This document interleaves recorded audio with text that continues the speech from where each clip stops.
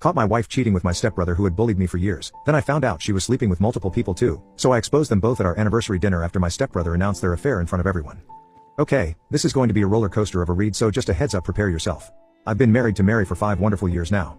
We met back in college, and I'll admit, I was her first boyfriend. She came from a very traditional family, so she didn't have much opportunity to date or explore relationships like a lot of other people did. When we first met in college, we started off as friends, but eventually, we developed feelings for each other and fell in love. From the moment I met her, I thought she was the most beautiful woman I had ever seen, both inside and out, and I knew she was the one for me. I was so lucky that she felt the same way. After several years of being together, we decided to marry once we graduated and I had a stable job to support us. Mary is a stay-at-home wife, and we don't have any children. She's also a talented artist, and every now and then, she gets some freelance work. But for the most part, she prefers not to have a full-time job, so I've always been the one bringing in the steady income. For the longest time, I thought our marriage was perfect. We didn't argue much, we each had our own hobbies and personal space, and we made it a point to have a date night every Friday. But looking back now, I realize I was so wrapped up in my love for her that I didn't pay attention to the red flags that were there all along. At the start of this year, I came home from one of my work trips earlier than usual. I wanted to surprise Mary and brought her some flowers, thinking it would be a nice gesture. But when I walked into the house, I was completely blindsided. The living room was a mess, with clothes scattered all over the floor and the sofa.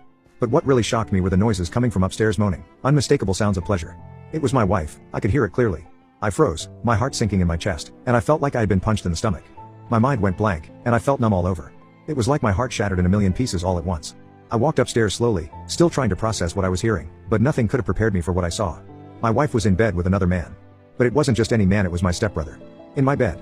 In our house. I couldn't believe my eyes. The two of them were tangled up together, completely lost in their own world, hardly even noticing me standing there. The shock hit me like a ton of bricks. I couldn't breathe. I turned around immediately, went downstairs, grabbed my suitcase, and left without making a noise. I didn't know where to go or what to do. I was in so much pain, so utterly heartbroken, that I couldn't think straight. My mind was spinning, and all I wanted was to escape from the nightmare I had just walked in on. I ended up at the nearest bar and decided to drown my sorrows in alcohol. The pain was unbearable, and the only thing I could think to do was to keep drinking until it all numbed. I stayed at a motel that night, struggling to gather the courage to even think about going back home. I couldn't bring myself to face that reality just yet. The next day, as usual, Mary called to check in on me, thinking I was still out of town since I hadn't told her I had returned. I asked her what she'd been up to the night before, and she told me that she had stayed home, reading a book, and having a glass of wine. She said it so casually, with no hesitation, like there was no weight to her words at all. It was terrifying how easily she lied. There was no guilt in her voice, no sense of remorse.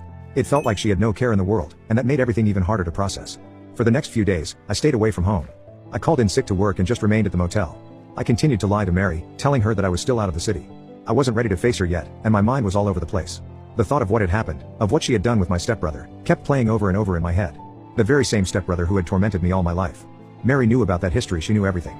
To give some context, my mom passed away when I was only 14, after a long battle with cancer. It was a devastating time, and I had to adjust